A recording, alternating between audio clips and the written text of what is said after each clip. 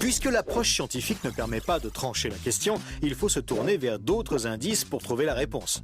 Le premier signe est en rapport avec la Bible. Pour beaucoup de gens, ce best-seller mondial numéro 1 est juste un livre religieux parmi d'autres. Pourtant, ceux qui prennent la peine de le lire se rendent assez vite compte d'une caractéristique surprenante. Son unité, sa cohérence. Bien que sa rédaction ait demandé 1500 ans, elle nous dévoile un propos cohérent qui s'est construit progressivement au cours des siècles et qui apparaît au final comme un édifice impeccable, majestueux, et qui dépasse totalement ceux qui l'ont construit. Des premières pages au dernier mot, elle est centrée autour d'un même sujet, la connaissance de Dieu, le Messie et le plan du salut divin pour l'humanité. Pour celui qui ne connaît rien à la Bible, cette affirmation peut paraître un peu fumeuse. Pour lui, c'est juste des mots, des concepts abstraits, de la spiritualité, sans rapport avec le monde réel. Mais pour celui qui la lit et cherche un peu, l'évidence devient de plus en plus écrasante que quelqu'un, derrière ce livre, au travers de centaines d'épisodes, de miracles, de prophéties et d'événements surnaturels, quelqu'un a construit un message qui nous est adressé. Par exemple, Moïse expose clairement la base de la relation avec Dieu et annonce la venue du Messie. 5 siècles plus tard, David, parmi d'autres, prophétise les détails de la crucifixion tout en engendrant les ancêtres de Jésus. 300 ans plus tard, c'est l'œuvre monumentale d'Ésaïe qui complète de façon saisissante le portrait du Messie, annonce son sacrifice, sa résurrection et la future restauration mondiale. Et c'est comme cela tout au long des 66 livres de la Bible, avec des centaines de détails et révélations surnaturelles. Et cela pose une vraie question.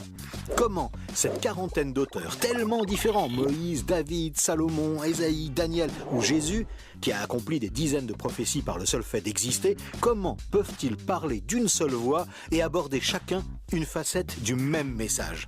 Sans se connaître, ils se confirment mutuellement et construisent le même tableau, un seul tableau immense et qui les dépasse totalement. C'est complètement incompréhensible et impossible à réaliser. Ils ont été chefs d'État, bergers, prophètes ou apôtres. Ils ne se sont jamais connus, ont vécu à des siècles d'écart et sont pourtant en parfaite unité, centrés exactement autour du même sujet. Impossible, n'est-ce pas? Et c'est un cas totalement unique. Ni le Coran, qui ne s'appuie que sur un seul homme, sans antécédent, ni aucune confirmation postérieure, ni les écrits hindous, truffés de récits légendaires, ni aucun texte religieux de l'Antiquité n'a ce caractère unique. La Bible seule comporte cette sorte de filigrane attestant de sa véritable origine. Le second signe est lui aussi au cœur des passions les plus extrêmes. Il s'agit du peuple juif. Étrangement, le simple fait de parler d'Israël déchaîne des réactions quasi irrationnelles. Certains veulent son extermination, alors que d'autres le voient comme le paradis sur terre. Mais si on veut bien rester calme et juste considérer les faits, l'histoire, il y a pourtant de quoi s'interroger sérieusement. Comment ce peuple, haï depuis toujours, déporté une première fois, puis revenu sur sa terre il y a 24 siècles, puis déporté à nouveau et dispersé dans le monde entier pendant 17 siècles, comment a-t-il pu survivre? Et comment est-il demeuré un peuple distinct? Aucun autre peuple n'a jamais connu une telle trajectoire, défiant toutes les lois historiques. Comment a-t-il pu reformer un État et même se remettre à parler son ancienne langue? Ça n'est jamais arrivé à aucun autre peuple.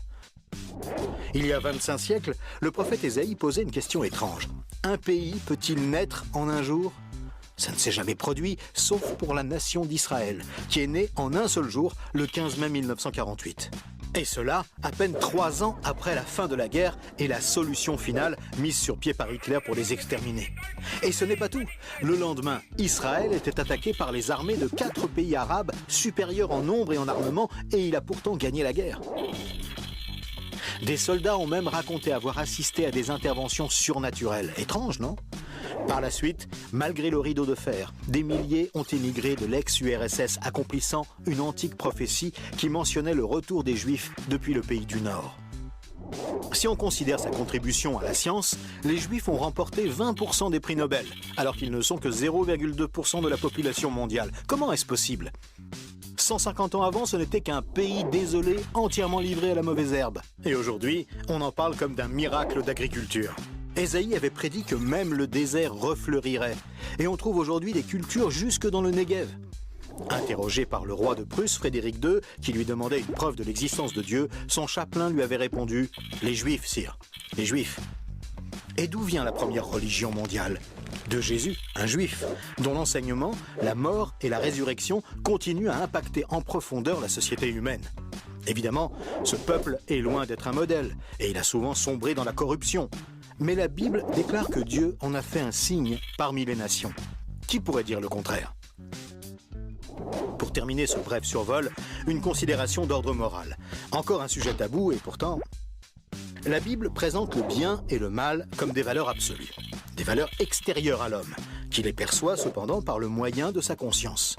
Au contraire, la vision matérialiste de l'homme affirme que le bien et le mal sont des notions culturelles, relatives, résultant d'un long processus évolutif de l'être humain. Pourtant, tout le monde considère certaines valeurs morales comme supérieures à tout le reste. Par exemple, violer une petite fille, massacrer des bébés, commettre un génocide ou laisser quelqu'un mourir de faim sont considérés comme cruels et inacceptables. Même si certains tortionnaires ont affirmé qu'ils n'y voyaient rien d'immoral, nous pensons qu'ils n'avaient pas le droit de faire ça. Mais pourquoi le pensons-nous? Pourquoi pensons-nous que certains préceptes moraux sont supérieurs? D'où vient ce sentiment qu'il existe, en dehors de nous, des normes morales supérieures, des normes indépendantes de nous, puisque nous nous sentons nous-mêmes jugés par ces exigences morales? Étrange, non? Nous avons parfaitement conscience d'être imparfaits. Nous pensons que l'humanité est détraquée, mais par rapport à quoi? Ce sentiment de culpabilité contredit d'ailleurs la théorie de l'évolution et son hypothétique lutte pour la survie. Et pourquoi l'homme aspire-t-il au merveilleux, au paradis, quelle que soit sa culture? D'où vient ce sentiment intérieur qui fait exactement écho au récit biblique? Cette conscience, issue de nulle part et en parfait accord avec la Bible, constitue encore un autre signe tangible, bien difficile à nier.